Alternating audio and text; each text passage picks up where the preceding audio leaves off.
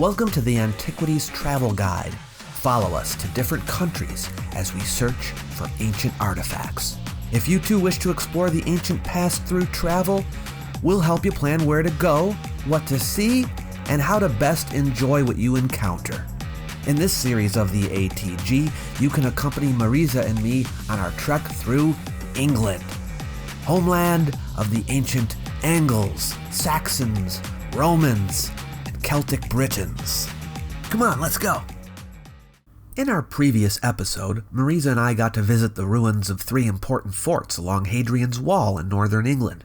But we still hadn't actually seen or touched the wall itself, and I wasn't leaving until I did. We traveled along Route B6318, which had very few cars on it. The scenery was absolutely breathtaking. Several times I had the urge to jump out of the car and roll around on the grass. I didn't, which I'm sure Mariza appreciated, but I did step out to get a few shots. We were going to stop at Housesteads Roman Fort first, but it was getting late and we didn't want to miss Vindolanda, so I decided to switch the order. Hey, there was no way we weren't going to visit probably the greatest of all archaeological sites in the UK. And I apologize to Stonehenge or Bath fans for saying that, but to me, Vindolanda takes the cake. We turned off to the left and took the road in. It was a bit of a hike from the parking lot, but not too bad. Before going to the ruins, we checked out the museum, and it is definitely the best of the museums on any Roman archaeological site. There were all kinds of interesting artifacts, and the history of the site is well documented, and it just looks good.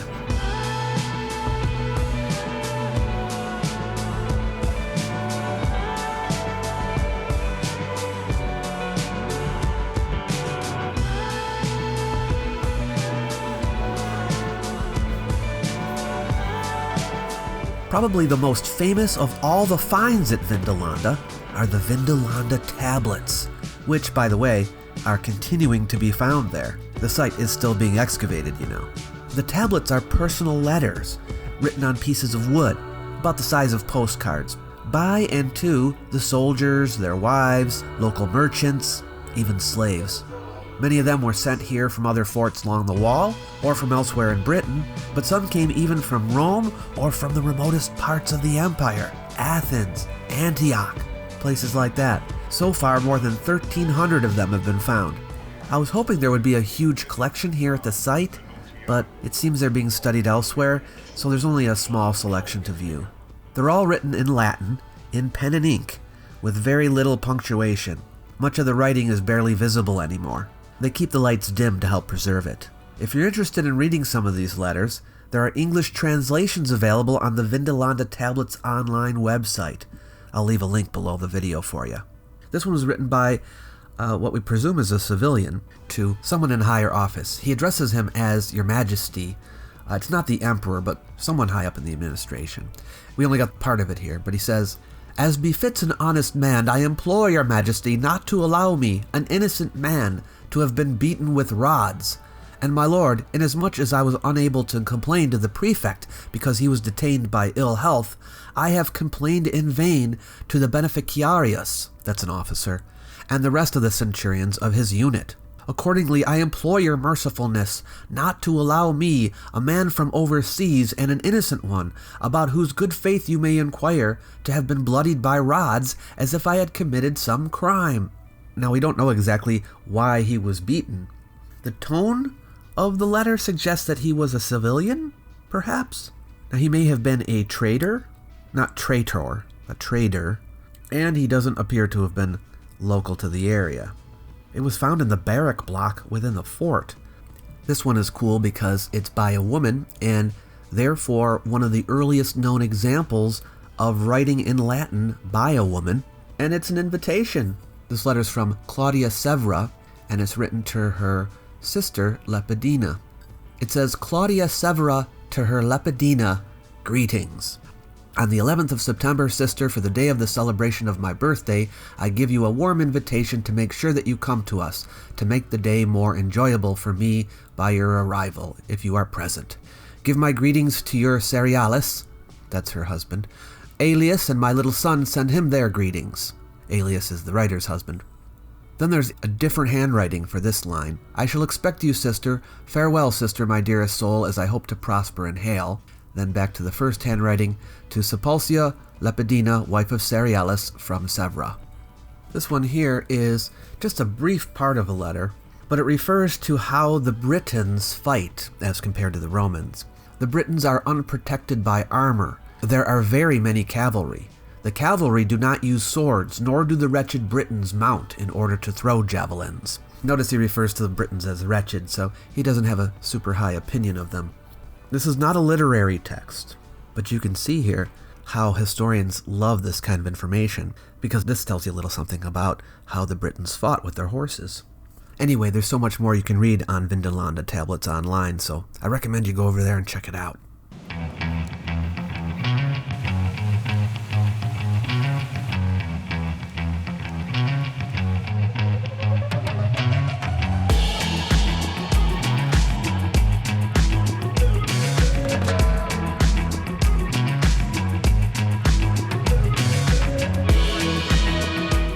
We're here at Vindolanda, a site that was built by the Roman army before Hadrian's Wall.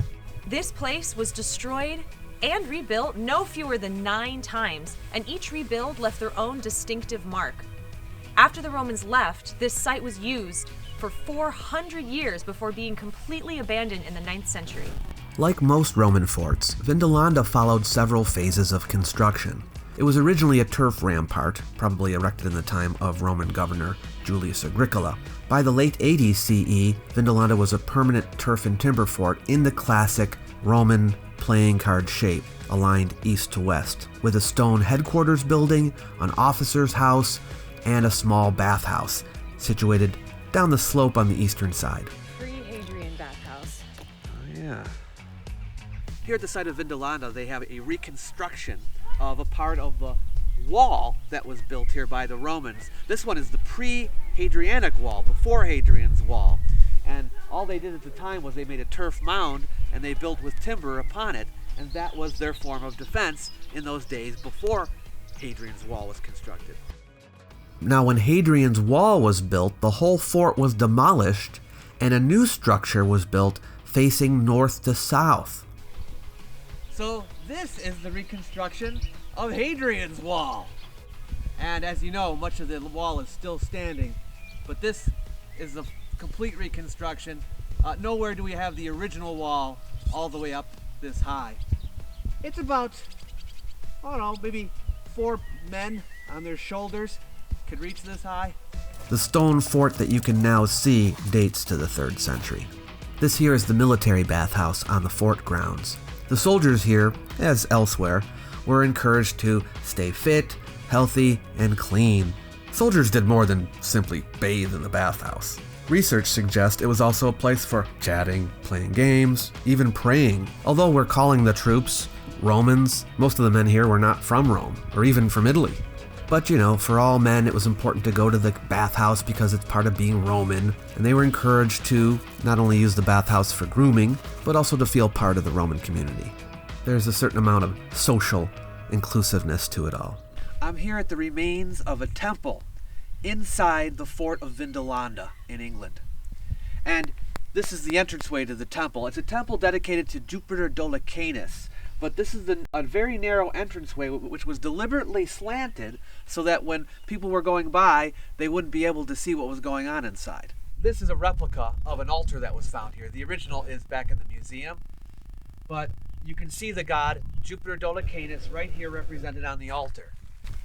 Here he is. He's typically shown as a bearded man. He sometimes has a pointy hat. He doesn't have it in this one. And he's standing on top of a bull with lightning in one hand and either an axe or a hammer in the other hand. That's how he's usually depicted, so that's how we know that it's him. Jupiter Dolicanus is called that because the god's name is Dolicanus, and he came from Anatolia. This is a foreign god, but the Romans identified him with Jupiter, so that's why they call him Jupiter Dolicanus. Dolicanus was a weather god, and that's why he's carrying the lightning bolts. He is also a god of metalworking, hence the tool in his other hand. And He was a god whose rituals involved a lot of feasting. That's what went on right here, as a matter of fact. So here we have the dining area of the temple, and it was a raised floor. You can see these pillars here that held up the floor so that it could be heated from underneath by a hypocaust. And this is where they would all feast as part of their worship of Dolicanus. Why I'm telling you this is because it shows how gods often moved around the empire. Here we have an Anatolian god, right? And here we are in England. How did the worship of that god get way up here? Well, it had to do with Gallic troops being stationed here. There were Gauls here, and there were Gauls in Anatolia. And it may be that they brought the worship of this god here. And in fact, the commander of the fourth cohort was a Gaul. And it may be the reason why they decided to build this temple right inside the fort. After seeing Vindolanda, we backtracked a little bit to see Housesteads Roman Fort, which is said to be currently the most complete Roman fort in Britain. Sadly, we got there after it closed. But undeterred, Mariza and I, not wanting to miss it, ignored the signs and made our way up there anyway. The sheep are talking to you. The distance between the museum and the fort is not short. Expect a hike. This fort sits on top of an escarpment called Wind Sill, one of the highest points on the wall. So it's all uphill getting there. Even though it was drizzling, the view was still beautiful. Yeah, we had to walk up from behind those trees. And we met quite a few sheep. The gate was locked. Don't tell anybody, but we hopped the fence. Is it locked? We came thousands of miles. We would not be stopped. I'm not advocating this. We did it for you. Yeah. The Romans called it Vercovicium, which means place of effective fighters. It was constructed around 124 CE as one of the original permanent forts on Hadrian's Wall, when it was realized that simple mile castles and turrets were not going to suffice. In fact, a newly built turret was demolished to make way for this fort. Normally, it would have been oriented north-south, but the topography made it necessary to orient it east-west, parallel to the wall. The garrison first stationed here mostly consisted of Tungrians. They were a Gallic tribe from what is now Belgium, the first people the Romans ever referred to as Germans. They were later reinforced by a cavalry unit. As might be expected, a village or vicus developed near the fort to the south. Interestingly, in 1932, during excavations, 2 skeletons, a man and a woman, were found underneath a newly laid floor in one of the houses of the vicus. The man had a sword embedded in his ribs. Since then, the name of the house has been dubbed the Murder House. And then I saw it. There it was, the wall, stretching out eastward from the fort, and westward. I already hopped one barricade. Should I hop another? Hadrian's Wall, baby! Hadrian's Wall! As the sun set, we made our way to Carlisle, near the western end of the wall, to stay the night. I love the countryside up here. It was cold and wet, but just beautiful. It was a dream. But our adventures are far from over. In the next episode, we'll be going to Liverpool to visit the World Museum there, and then to the ruins of Wroxeter City. Never heard of it? Well, you will. Please ding the bell next to the subscribe button, and I'll let you know when it comes out. Thanks for joining us. We'll see you next time.